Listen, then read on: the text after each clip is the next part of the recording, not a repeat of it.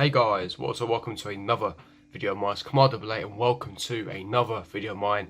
And in this video I'll be starting a new series. It's called One to Watch, and in this video I'm going to be doing one to watch on Emerson Palmieri and Reece James on why they could be our best fullbacks, the best fullback pairing in the Premier League in the near future, but also be our future, pairing as fullbacks for the next decade or so, for the next club, the future of the club. Both of them, the potential they have, the age, what they've done to prove that they can reach that level, and why they could potentially become the best left backs in the Premier League.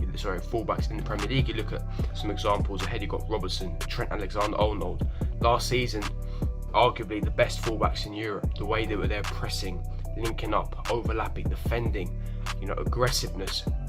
Alexander-Arnold getting 11 assists just in the Premier League, getting one of the highest in the whole league. Robertson getting 10 as well. Them two combined were getting assist after assist after assist. One of the best fullbacks in Europe, and that's the area, that's the type of style we are striving to play. Attacking football, expansive, linking up, one touch, two touch passing.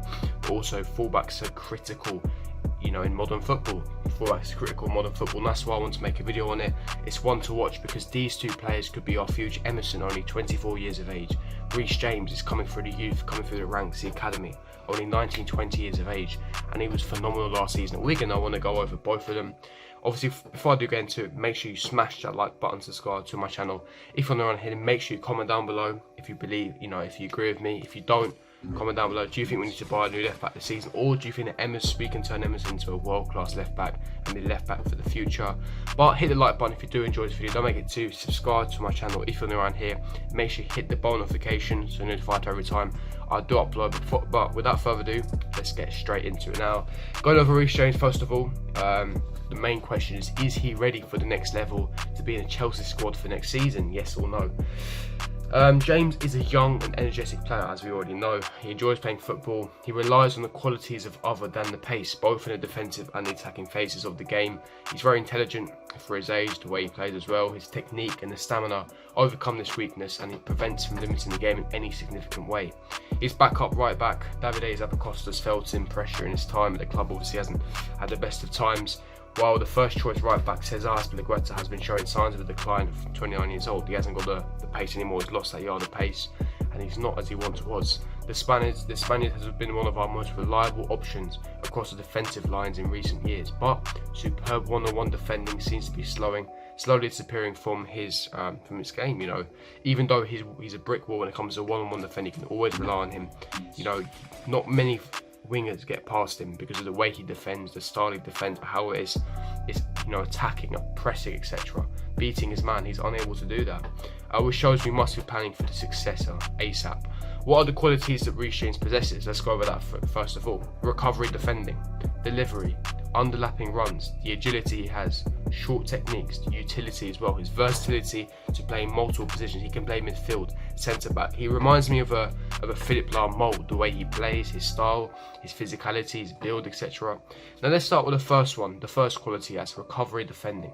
Because he spends so much of his time high up on the pitch, the youngster is required to make a lot of recovery runs. He can't get back in the manner of Hector Bellerin or Coleman, for example. However, his positioning is often better in anticipation of transitions, and his determination also helps him make up ground against quick opponents. Now, that's a key word there, transition. Now, last season on the Sorry, the way we're playing football, expansive football, playing out from the back, allowing Jorginho to dictate the game, being press resistant, moving the ball quickly from the build-up.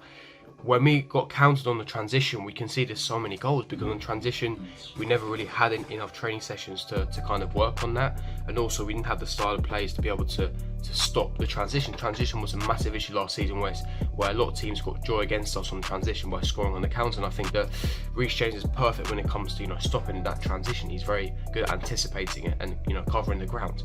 And next point is underlapping runs. While he does have the stamina to consistently dominate the right flank, he isn't particularly quick, or he lacks in pace. However, he makes up for it in close control. He regularly dribbles diagonally before playing a through ball or a cross to the back post, with the agility to bypass pass pressure, he's capable of driving through more congested spaces in the centre. By drawing opponents in, he often creates space further wide for his teammates to move into. On average, he completes 2.76 dribbles over 90 minutes with a success rate of 85%, which is absolutely staggering for a fullback. His capacity to vary between inverted play and exploiting one-on-ones on the outside makes him a great all-round fullback. Opponents find it difficult to nullify his threat just by shutting off one option. Let's go into his delivery. Now, delivery has always been a massive issue with fullbacks. We've never had, ever since the Ashley Cole days or the Ivanovic, we've never really had a fullback that can cross. Aspie's never been great at, deliveries. Alonso's been atrocious, and Emerson isn't his greatest attribute. However, with Reece James is slightly more different. Since he spent so much of his development as a winger, his one-on-one qualities help him get past opponents on the outside despite his lack of speed. He regularly waits for an opponent to commit before pushing the ball beyond them at the last second. This type of play frequently takes him into potential crossing scenarios, and his delivery from wide areas is perhaps the most impressive aspect of his game. James has an excellent understanding of his weight and height required on the cross in different scenarios. He recognises where the space is, where his teammates are, and where the opponents are before executing the appropriate delivery. He's made an average of 4.39 crosses per game this season.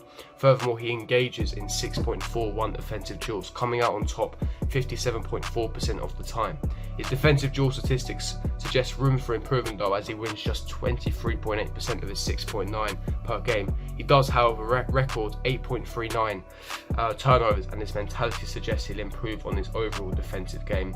In conclusion, with Chelsea rejecting a £10 million offer from Brighton as well as a £25 million offer from Crystal Palace from recently, and with the transfer ban appeal obviously not being successful, it's time we integrate him into the team next season. With Reece James, I've shown you there, statistics wise, what he's good at, his strong attributes, why he could be our future right back, and I think that he has the world class potential and he's one of the best youth products we've ever produced in the academy. I think that he will be one of the best right backs in all time in Europe, 100%, and I'm really looking forward to really see his development, how he comes across. But the second player I want to talk about was Emerson Palmieri. Now, with Emerson Palmieri, the other fullback, left back, he came from Roma, £17.5 million. He came at the age of 23 years of age, and when he came, he had just come back from a serious injury, his ACL. He started to recover slowly. His first season under Conte, he didn't really get much game time. Alonso was always ahead in the pecking order, and even Sarri's season as well. It took a long time for Emerson to push Alonso out, but the link up as well. Emerson is crucial in that sense where his link up is important. The way he's got the pace to recover. His recovery is much better than Alonso. He's got the pace to recover. His defensive attributes is much more superior compared to Alonso. The way he anticipates it, the interceptions, the reading of the game, tackling, intercepting, slide tackling. His defensive area is much more better compared to Alonso due to his increased pace. Because of his pace, he can link up, and especially in the Lampard system where we have those inverted wingers of Pulisic, Hudson-Odoi, the fullbacks need to be able to overlap and link up. By overlapping, they can play on the shoulder, allowing the wingers to kind of cut inside. If Emerson and Reece James have the pace, they can overlap and they can recover in time, they can bomb forward, they can link up with the midfield, they can act as inverted midfielders at one time, a type of fullbacks that Guardiola likes to use as well. And I think that Emerson, being only 24 years of age, he has the potential to develop into a really good top fullback, and I think that this is his season. I think that a lot of fans need to be watching Emerson this season. I think that he's going to be really, really underrated. I think that the way he plays, like I said, the way he can bomb forward, recover in time, link up the play, and I think that he's by far superior fullback. I think that depending on how he does this season, then it can depend on if we need to go for a fullback in the summer. Do we need to go for Alex Telles or a Ben Chilwell?